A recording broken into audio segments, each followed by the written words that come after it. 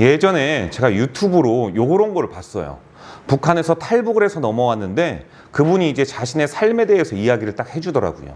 그런데 그게 뭐 유튜브에서 나오는 기독교에 관한 뭐 어떤 프로그램이었느냐? 그것도 아니었었어요. 그런데 저에게는 이게 간증으로 느껴졌거든요. 내용인즉 이랬습니다. 북한에서는요, 세상에 여러분 성경책을 소유하면은 어떻게 될까요? 사상범으로 이게 붙잡힌대요. 그래서 정치 수용소에 갇히거나, 이제 갇히는 것도 그냥 갇히지는 않겠죠. 엄청난 고문, 뭐 학대 이런 것들이 있겠죠. 기본적으로 여러분 인권이 무시되는 곳인데 거기에 플러스 가중치가 되어 있으니 그 인권은 말로 설명할 수 없겠죠. 그게 아니면 정치범이 돼가지고 이제 마지막으로는 이제 살인이래. 죽음에 이르기까지 한다라고 합니다. 그런데요, 이분의 가족들이요, 성경을 어떻게 이렇게 딱 해가지고 한 권을 얻게 됐어요. 그래서 이 성경 속의 말씀처럼 이 분들의 가족은요, 그 성경책이 송이꼴보다 더 달았대요. 그런데 이게 이 성경이라는 책이 세상에서 가장 위험한 책이잖아요. 그러니까 어떻게 했느냐? 성경을 버릴 수는 없고, 왜냐? 이미 그 맛을 알았으니까. 그래서요, 이들이요, 성경을 다 찢는 거예요. 그래서 아버지는 장판 밑에다가, 어머니는 저기 솥 밑에다가, 자녀들은 책 사이에다가 넣어놓고 저녁이 되면요, 다시 모였대요. 모여가지고 그 성경을 읽고 또 읽고 또 읽고 묵상하고, 그러면 그럴수록 확신이 드는 게 한 가지 있었다고 합니다. 하나님이 진짜 나의 아버지시구나. 그러니 이 책이 세상에서 가장 위험한 책이지만 동시에 그것을 반대로 이야기를 한다면 이분들에게는요, 이 책이 가장 귀한 책인 거예요. 어떤 것과 바꿀 만큼? 목숨과 바꿀 만큼. 여러분들에게 이 성경책이 목숨과 바꿀 만한 가치가 있다라고 생각하십니까? 아니, 신앙적인 스탠다드, 정답을 이야기하는 게 아니라 여러분의 삶에서 정말 성경책이 여러분들의 가치관, 여러분의 목숨과 견줄만 하냐고요. 이거 말 못하겠죠. 여러분, 그런데요, 이분들에게는 그러한 가치가 있대요. 저는 이 신앙을 생각할 때마다, 내가 목사임을 생각할 때마다 자랑스럽게 여겨지는 게 있습니다. 뭐냐면은요, 전 제가 자신 있게 이야기는 할 수는 없습니다. 그 상황이 되어야지. 하지만 목사니까 자신 있다라고는 이야기는 또 해야 되는 거 아니겠습니까? 그러니까 저는요, 제 앞에 총과 칼이 있다 할지라도 하나님을 거부할 생각은 없습니다. 정말이에요, 이건. 지금 진심입니다. 왜냐하면 제가 신앙생활을 하는 이유와 제가 목사를 하는 이유가 결국은 하나님의 나라에 가기 위한 거 아니겠어요? 그러면 우리가 일평생 산다 할지라도 잘해야 100년이잖아요. 결국 100년이라는 시간이 어떻게 살아가고 어떻게 하나님 앞에서 유용하게 사용하느냐에 따라서 내가 하나님 나라에 가고 가지 못하고의 여부가 결정이 된다면, 그리고 내가 신앙생활을 하는 이유와 목적이 결국 하나님 나라에 가기 위한 것이라면 여러분, 그거 기쁜 거잖아요.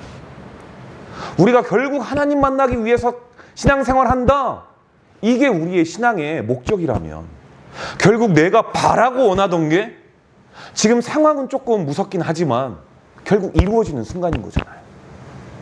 사도 바울이 그랬다니까요. 로마의 그 차디찬 감옥 그 지하실에 있을 때 하나님 앞에 너무 가고 싶었던 거예요.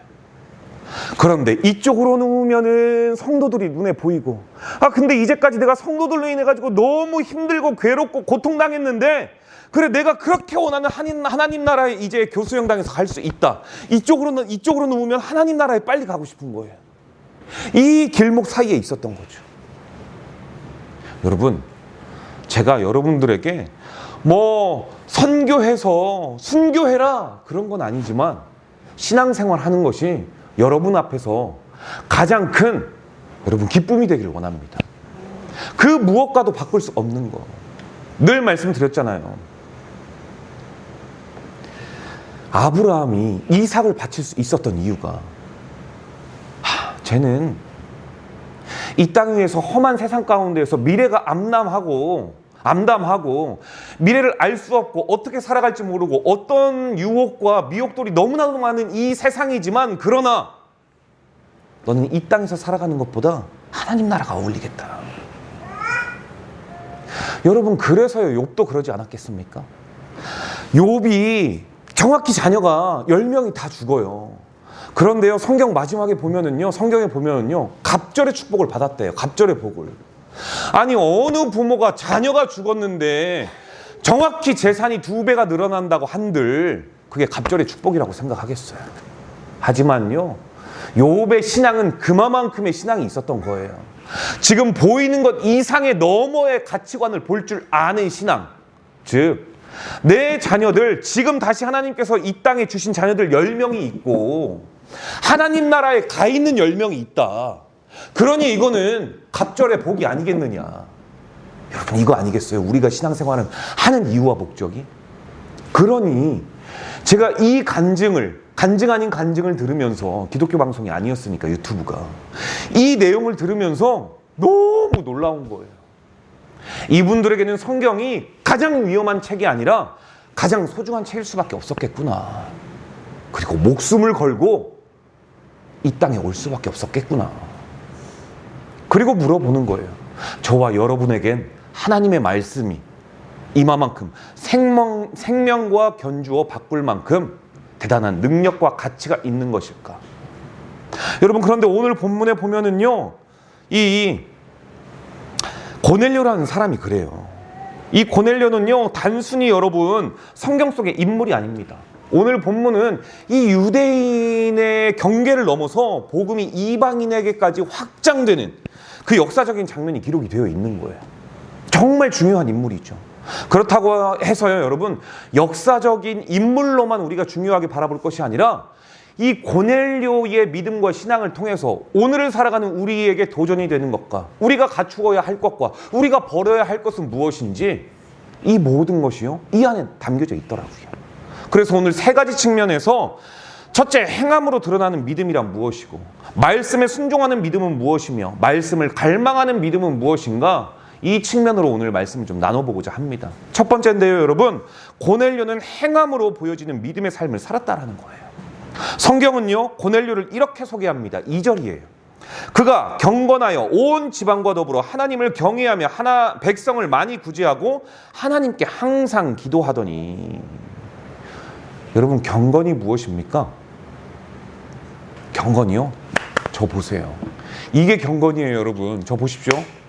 이게 뭐예요, 여러분? 성경책이죠? 이승만 집사님, 경건이요, 이 성경책을 딱 들고요, 이러고 다녀야 됩니다. 이러고 다니는 게 경건이죠, 여러분. 이게 아니에요? 이거 경건 아니에요? 이게 경건인 줄 알았는데 이거 경건 아니죠. 여러분, 경건이라는 건 뭐냐면 하나님을 의식하면서 살아가는 거예요. 코람데오라고도 이야기를 하고, 그런데 우리 교회는 코람데오라고 하지 않죠? 3가지 뭐라고 하죠? 보고, 듣고, 알고 계신 하나님께 반응하는 것. 우리의 삶을 보세요. 저와 여러분의 소리를 다 들으세요. 그리고 그 모든 걸 아시죠. 그러면 그분이 늘 우리와 함께 하신다는 것을 여러분, 우리가 의식할 수밖에 없는 거예요. 그러면 우리가 하나님 앞에 제대로 반응할 수밖에 없는 것이죠. 그게 경건 아니겠습니까? 그러니 이 경건은요, 하나님 앞에 흠없는 경건이 되기 위해선 하나님께서 요구하시는 것에 반응하는 삶을 살아야 된다는 것이죠. 그런데요, 고넬료가 그러한 삶을 살았대요. 고넬료는 하나님을 아는 지식만 가졌던 사람이 아니라는 것을 알 수가 있죠. 왜냐? 여러분, 야고보서 2장 17절에 이렇게 이야기를 하고 있잖아요. 행함이 없는 믿음은 어떤 믿음이다? 죽은 믿음이다. 그런데요, 이 고넬료라고 하는 사람은 죽은 믿음이 아니었어요. 지식 안에 갇혀있는 믿음이 아니라 행함으로 드러내는 구제와, 여러분, 이 구제를 하는 믿음이었죠. 가난한 사람들을 구제했고 온 지방과 더불어 하나님을 경외할 수 있었던 것. 그러니까 이런 것 같아요. 구제 이꼬르 경외는 동의어 같아요. 믿음 안에서 본다면.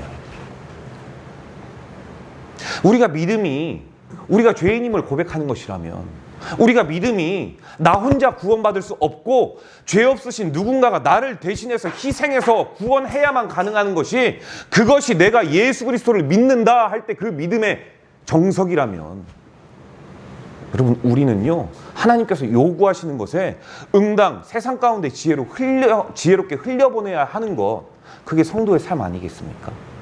그런데 고넬료가 그랬어요. 고넬료가 가난한 사람을 구제했고 하나님을 경외했다. 그러니까요, 여러분, 하나님을 경외할 수 있는 모든 예수로 사는 교회의 성도들이 되시기를 주님의 이름으로 축복합니다.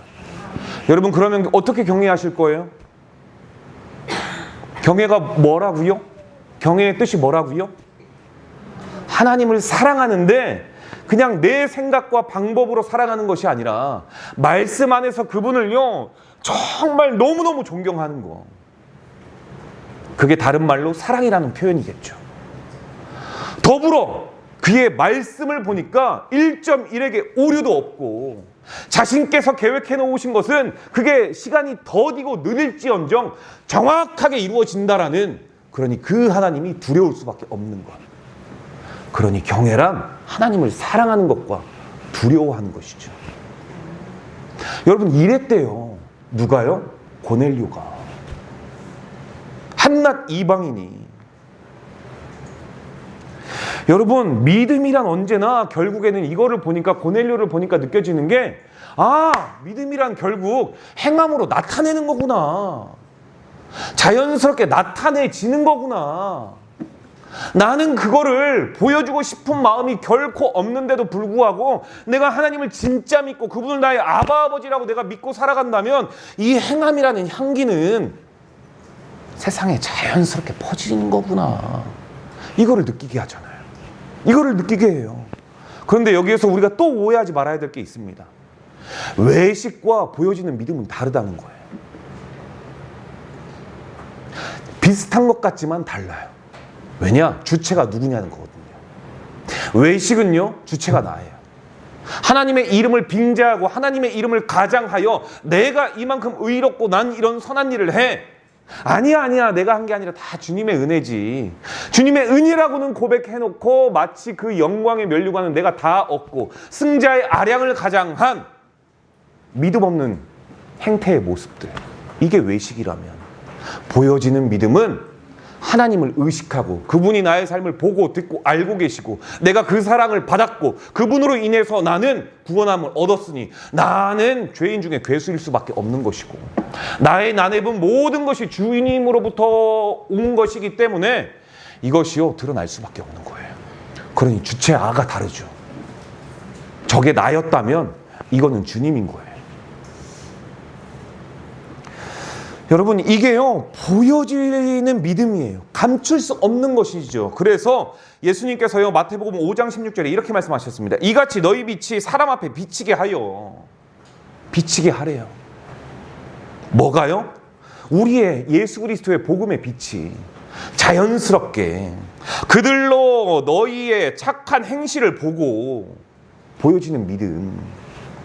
하늘에 계신 너희 아버지께 영광을 돌리게 하라. 여러분, 이게 무슨 말이냐면 저와 여러분이 믿음 안에서 행하는 행동들, 하나님이 기뻐하시는 선을 선택하는 행동들이 결국 하나님을 기쁘시게 할 수 있는 것이고 하나님께 영광이 된다는 거 아니겠습니까? 할렐루야. 그러니까 무엇이 선인지 물어보지 마세요. 성경을 보셔요. 하나님이 선입니다. 그리고 선은 행하는 성도의 삶을 보시고 우리 하나님 기뻐할 수밖에 없어요. 그게 우리 1년의 표잖아요.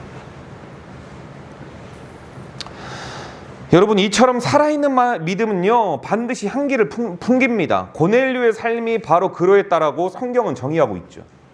그의 삶에 믿음의 향기가 자연스럽게 흘러나와 사람들로 하여금 하나님을 바라보게 만들었다는 거 아니겠습니까? 그렇다면 오늘 우리의 믿음은 어디에 있을까요? 혹시 교회 안에 있습니까? 혹시 내 안에만 있지 않습니까? 가족들에게조차 그 신앙에 보여지는 믿음의 향기가 나타나지 못하고 있지는 않습니까? 고넬료처럼 여러분 가정에서, 직장에서, 이웃 속에서 저 사람은 진짜 예수 믿는 사람이야. 내가 다른 사람은 몰라도 저 사람 말은 믿어.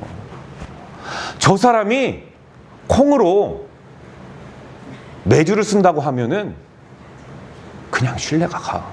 당연한 건데. 똑같은 말인데 신뢰가 가. 그런 여러분이 되시기를 원합니다.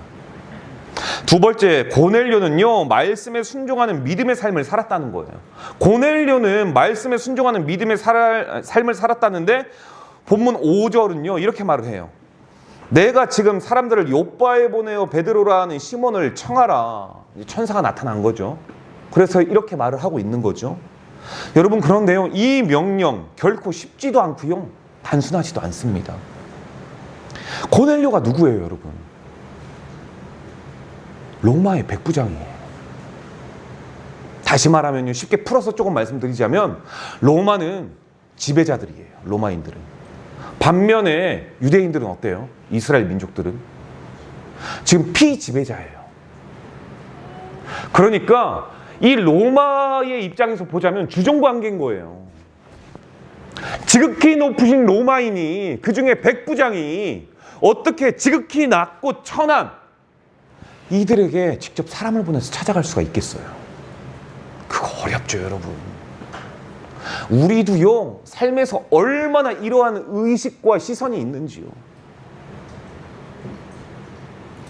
내가 그래도 너보다는 낫지. 이게요, 굉장히 크기를 부풀려가지고 지금 이 정도로 대입하는 거지만 우리 삶에서도요, 이런 가치관, 이런 생각을 가지고 있는 사대주의가 얼마나 많은지 모릅니다. 나보다 높은 사람이 있으면 왠지 섬겨야 될 것 같고, 나보다 낮은 사람이 있으면 확실히 내가 너보다 나라는 사대주의가 있어야 될 것 같은, 이게요, 여러분, 이 당시에 얼마나 만연했겠어요. 로마인들이 지배자였는데. 그런데 그런 로마의 장교가 피지배자인 유대인 어부 출신 베드로를 자기 집에 초청한다? 이거 쉽지 않죠, 여러분. 혹시 소문이라도 나봐요. 진급에 어떻게 되겠어요? 그리고 여러분 또 한 가지 생각해 봐야 될 게 유대인 베드로 입장이에요.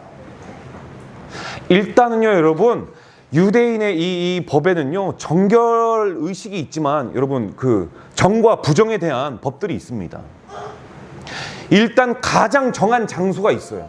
그것은요, 성전이 있는 곳은 무조건 가장 정한 장소라고 이들은 생각했어요. 성전을 기준으로 점점점 멀어진다? 그러면요, 정한 것이 점점점 못하다라고 느낀 거죠. 그런데 이들이 한낱 지옥의 불쏘시개라고 생각하는 이방인들과 같이 한 공간에 들어가서 밥을 먹고 그들과 함께 담소를 나눈다? 이 유대인이? 그거 아니죠, 여러분. 베드로도 그건 아닐 거예요. 왜냐, 이때 당시에 아무리 복음이라고 이야기를 하지만 여러분, 주님이 이 율법을 무너뜨리기 위해서 온 게 아니지만, 완성하기 위해서 온 거지만, 아직까지 이들은요, 유대교 문화가 남아있을 수밖에 없는 거죠. 그러지 않겠어요? 아직까지도 여러분, 이 공사 현장에서는 오늘 일 종료가 아니라 심하이라고 한다고 하잖아요. 이 잔재가 엄청나게 오래 남아있듯이 베드로에게도 유대교의 잔재가 얼마나 많이 남아있겠어요. 여러분, 그런데도 불구하고 이 고넬료는요, 지체하지 않고 베드로에게 보냅니다. 그리고 청하죠. 여기에서 우리가 알 수 있는 것은 이러한 여러 가지 그럴 수밖에 없는 상황, 이해가 가고 공감이 돼, 그러면 결국 그럴 수도 있겠다라는 차원을 넘어서는 순종이란 이런 거. 내 감정, 내 이해관계, 내 체면, 이게 하나님 앞에서 중요하지 않다. 내 상황과 내 체면을 뛰어넘는 것이 하나님을 향한 순종이다. 이것이 성도가 해야 되는 것이구나, 고넬료를 보면서 알게 되지 않습니까, 여러분?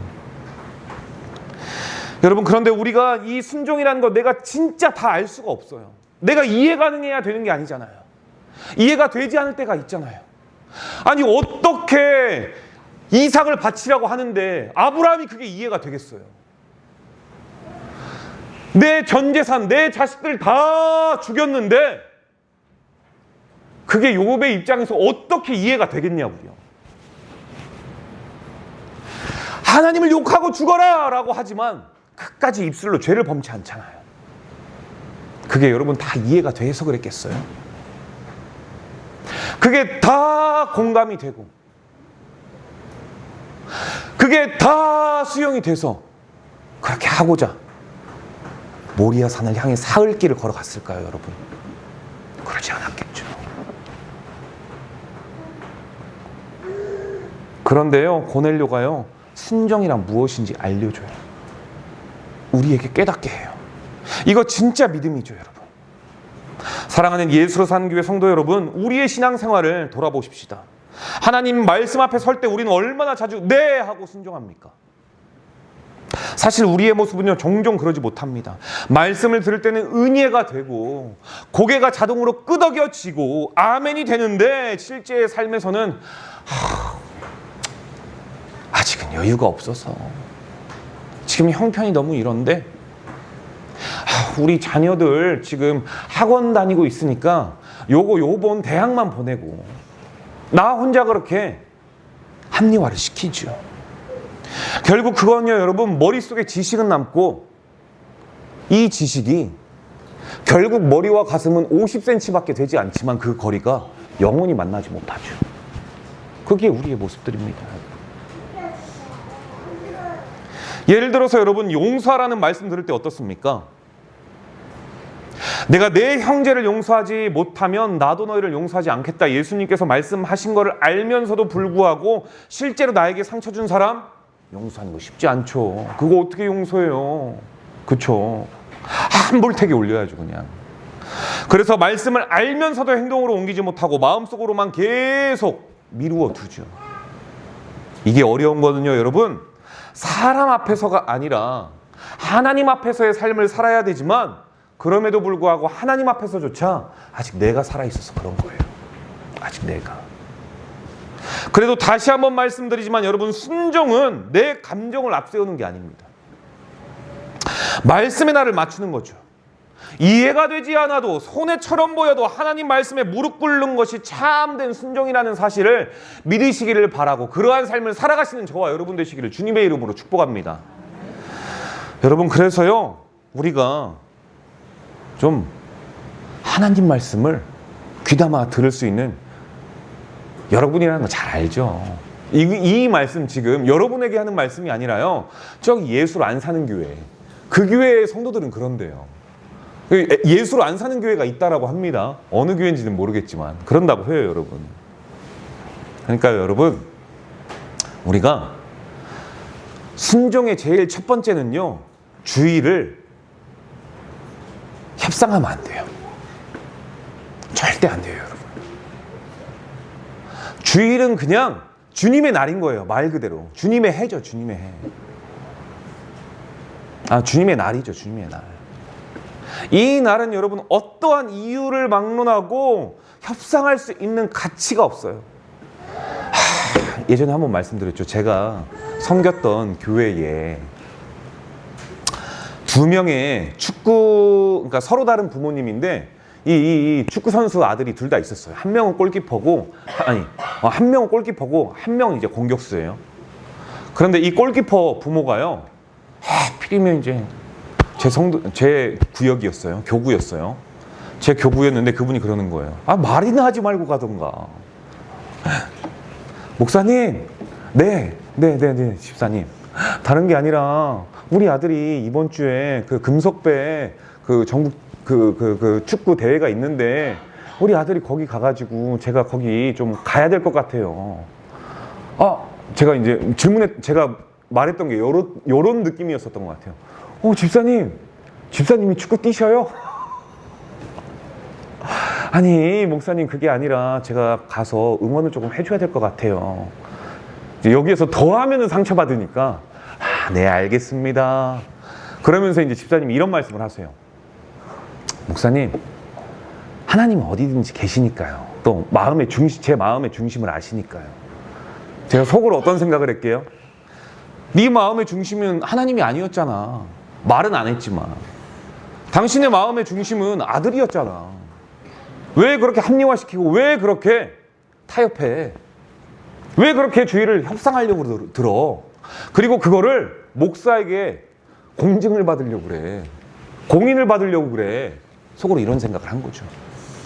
반면에 똑같은 아이인데, 똑같은 축구선수 자녀를 두고 있는 부모인데, 주일날 보니까 그분은 나와 있는 거예요. 목사가 세상의 성도에게 왜 나왔냐고. 제가 집사님 어떻게 나오셨어요? 얼마나 어이가 없었겠어요 그분이. 그러지 않았겠어요? 이 목사 뭐래? 아니 아들 오늘 경기 있잖아요.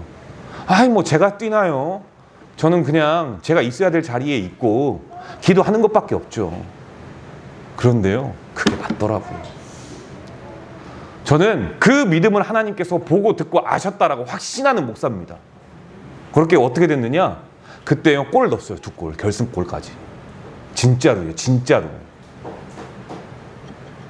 여러분 주의를 타협하지 않았기 때문에 이러한 일이 있었다, 그런 걸 이야기하고 있는 게 아니에요. 그런 이야기가 아니라는 것 좀 여러분들이 아셨으면 좋겠어요. 타협의 대상이 아니라 협치의 대상이 아니라 응당 우리가 있어야 할 그 자리에 있는 것, 이거는요 여러분 세상에 가서 쉬어라 라고 해서 여러분 주 7일을 만드는 게 아니라, 그리고 거기에서 주님의 날을 만든 게 아니라, 이 날은 어찌되었건 세상을 살아갈 수 있는 영적인 힘이 너희 안에 있어야 된다라는 거, 그게 주님의 날인 거죠 여러분. 여러분 순종이 이처럼 힘든 겁니다. 이처럼 힘들어요. 순종은 환경을 뛰어넘어야 돼요. 그게 믿음의 결기이고 결단이며 용기라고들 이야기하더라고요. 여러분 고넬료만 그럴까요? 베드로도 그렇죠. 아까 말씀드렸잖아요. 이방인들의 집에 들어가서는 안 됩니다. 내가 깨끗하게 한 것을 내가 속되다 하지 말라 말씀하잖아요. 그러니까 오랜 전통이 있는 교회를 폄하하는 게 아니라요, 세상 어느 기관이든지 우리는요 전통이 있는 집안이고 뼈대가 있는 집안이고 우리는 전통이 있는 학원이고 우리는 무엇이 있고 하는데 거기에 전통을 거론하고 논한다? 거기 굉장히 힘듭니다. 진리와 진정성이라는 것들을 그 전통 아래 다 무익하게 만들어버립니다. 아 목사님 우리 교회는 들으면 안 됩니다. 아 옛날에요.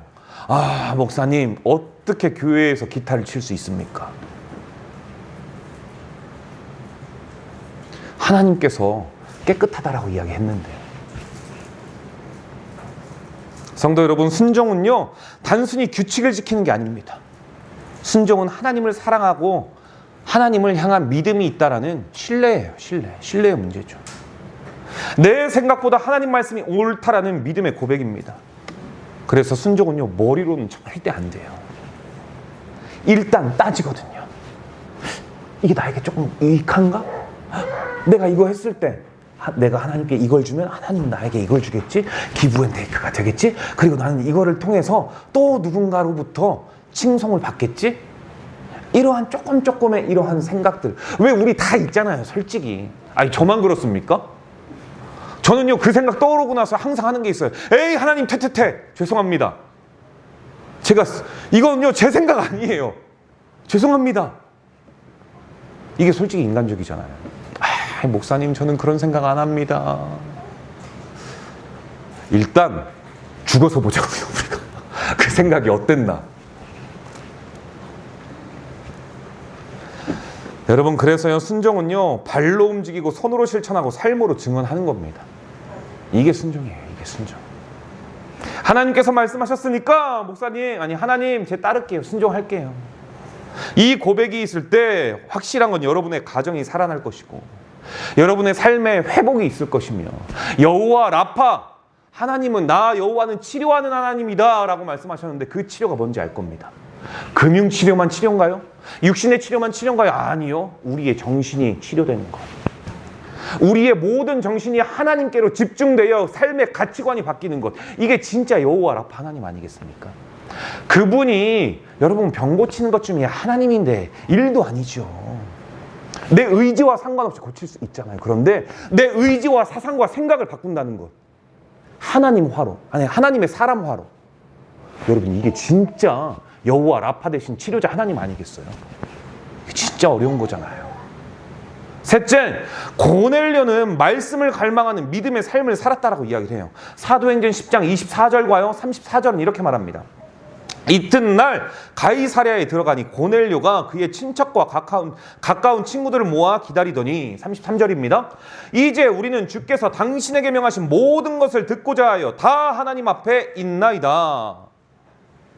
여러분, 지금 이 상황이 혹시 그려지지 않습니까? 고넬료는요, 지금 단순히 손님을 맞이한 게 아니에요. 이 두 구절을 여러분 대입해서, 아니 흐름 전체를 읽어보면요, 이 상황은 이래요. 고넬료는 지금 하나님의 말씀을 듣기 위해 가족, 친척, 친지, 지인, 친구들 다 불러 모은 거예요. 뭐라고요? 하나님 말씀 들으려고. 하나님 말씀 들으려고 다 불러 모은 거예요. 누가요? 이방인이, 유대인이 그렇게 무시하던 이방인이 우리에겐 하나님이 있고 우리에겐 율법이 있다 하는 그 유대인들을 향한 지배하고 있던 그 지배계층인 로마인이, 그렇게 자존심이 쩔던 그들을 향해 오히려 신앙과 믿음이 무엇인지 보여주고 있는 상황이죠. 여러분, 고넬료는요, 이 본문의 이 구절을 보면은요, 베드로의 입술에 나오는 말씀을 사람의 말로 듣지 않았다라는 거 아니겠습니까? 가족을 모으고 친척을 모으고 친구를 모았다는 것. 야, 이 사람 말 들어봐라. 얼마나 이해가 쏙쏙 잘 되고 나를 얼마나 알아주는 줄 아니? 저 목사 봐, 저 목사 말이 얼마나 나를 위로해 주는지. 여러분, 신앙이 나 위로받고자 하는 거 아니잖아요. 하나님의 선한 뜻이 무엇인지 우리에게 그러한 삶을 살아가라고 이야기하는 게 여러분 결국 선지자들 아니었습니까? 다른 말로 예언자죠. 여러분, 예언자의 뜻이 뭐예요? 집사님, 당신 그렇게 하다가 아들 큰일 나네. 이게 예언자죠? 그러면 뭐예요? 이건 예수쟁이죠, 여러분. 예수점쟁이. 말씀 자체가 아예 달라요. 똑같은 한글을 쓰고 있지만 여러분, 이건요, 미리 예짠 거고, 미래를 이야기하는, 귀신을 부려가지고 이야기하는 자들의 행동이고 행태고, 여러분, 선지자, 다른 말로 동의어인 예언자는요, 이 한문을 쓸 때 적금할 때 예자를 써요. 적금 예자. 그러니까 하나님께서 말씀을 맡기다예요. 하나님의 말씀을 맡겨서 하나님의 말씀을 대언하다. 그러니까 이게 내 말이 아닌 거죠. 지금 이거를 한낱 이방인인 고넬료가 알고 있었다는 거 아니겠습니까? 이 사람은 예언자다. 하나님의 말씀을 맡아서 우리에게 전하는데, 이 자리에 이 말씀은 나만 들어서 안 되고 내 가족이 있어야 될 것이며 살아야 되니까 내 가족만 사는 것이 아니라 우리의 친척도 살아야 되고 나의 지인인 친구들도 살아야지. 여러분, 같이 살아야 돼요. 신앙생활은 혼자 할 수 없어요. 얼마나 나중에 후회하려고 그러십니까? 제가요, 이 후회하는 상황을 성경을 통해서 그려봤어요. 노아의 방주 사건 보세요. 그 하나님께서 말씀하셨던, 노아가 방주를 다 만들고 나서 결국 여러분, 하나님께서 말씀하셨던 이 궁창이 열리는데 하늘에서만 떨어지는 게 아니라 땅에서 지하수가 올라오고 막 옆에서 물이 막 들이닥쳤을 때 단 한 번도 비를 몰랐던 사람들이 어떻게 합니까? 이게 그건가 보네 하면서 미친 듯이 올라가죠. 그리고 문 열어달라고 얼마나 소리를 질렀겠습니까? 근데요, 성경 자세히 보니까 하나님이 방주의 문을 닫았대요. 노아가 닫은 게 아니라, 노아요, 제정신 아니었을 겁니다. 내 부모가 있고 내 친척이 있고 내 친구가 있고 깨복쟁이 친구들이 있어가지고 같이 놀았는데 그들이 손톱이 빠지듯이 긁으면서 미친 듯이 살려달라고 하는데 그게 제정신이었겠어요? 얼마나 힘들었겠어요? 고넬료는 그걸 알았을까요? 적어도 그 상황은 몰랐겠지만 진심은 통하고 진짜는 통한다. 그러니 그 통하니 자신의 가족을 모으고 자신의 친척을 모으고 자신의 친구들을 모으는 거 아니겠습니까? 할렐루야. 그리고 여러분, 33절에 뭐라고 이야기를 합니까? 우리는 다 하나님 앞에 있나이다. 할렐루야. 그러니 여러분, 이러면요, 이 모임에 성령님이 임재할 수밖에 없겠죠, 여러분. 생각해 보세요. 이 자리에 성령님이 안 계시겠어요? 성령님은 정말 민감하신 분인데 하나님을 사모하지도 않고 그리스도의 일이 무엇인지도 모르는 자들에게 물론 가시기도 하겠지만 하나님을 폄훼하고 하나님을 등한시하는 자들에게 성령님이 계시겠냐고요. 그런데 우리가 다 하나님 앞에 있습니다. 이 자리에 안 계시겠어요? 계시겠죠. 오늘 우리 자리에 안 계시겠어요, 여러분? 여러분의 인생의 여정 가운데 성령님이 함께 이런 믿음이 있는 여러분인데 함께 동행하시지 않겠어요? 할렐루야. 여러분, 말씀을 사모하는 심령 위에는요 반드시 성령이 함께 하십니다. 여러분, 우리의 예배는 어떻습니까? 과연 우리는 말씀을 향한 갈망함으로 이 자리에 있을까요?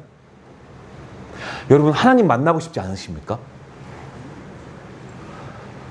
우리 정주희 자매, 하나님 만나고 싶지 않으세요? 만나고 싶죠. 만나고 싶죠? 안 만나고 싶어요? 만나고 싶죠. 어떻게 만날래요? 기도할래요? 예배에 나올래요? 예배 드릴래요? 이거는 공식적인 모두에게 선포하는 말씀이고 여러분 개인이 1대1에 하나님을 만나야 될 거 아니에요. 어떻게 하나님 만나실 거냐고. 제가 다시 한번 말씀드릴게요. 이 성경을요 내 의지로 읽는 것 같지만 성경을 열어보는 순간 하나님이 나에게 다가오는 순간입니다. 다른 데서 하나님 찾으려고 하지 마세요. 이거 궁금해가지고 나 목사 그것도 모르네. 저기 신천지 가니까 뭐 이렇게 저렇게 해가지고 짝풀이 해주대. 얼마나 신비한지 얼마나 놀라운지 거기에 하나님이 있네. 남이 읽어줘서 성경에 문외한이 돼서 그런 곳에 빠지기보다 어디 가서 하나님의 말씀 들으려고 하지 말고 나에게 다가오신 하나님을 만나시기 바랍니다. 하나님은 멀리 계시지 않아요. 지금 나와 함께 계시고 내가 하나님을 찾아가기를 원하십니다. 할렐루야. 저는 오늘 여러분들께 몇 가지를 묻고 싶습니다. 나는 오늘 이 자리에 어떤 마음으로 앉아 있나? 정말 하나님이 내게 하실 말씀을 기대하며 앉아 있는가?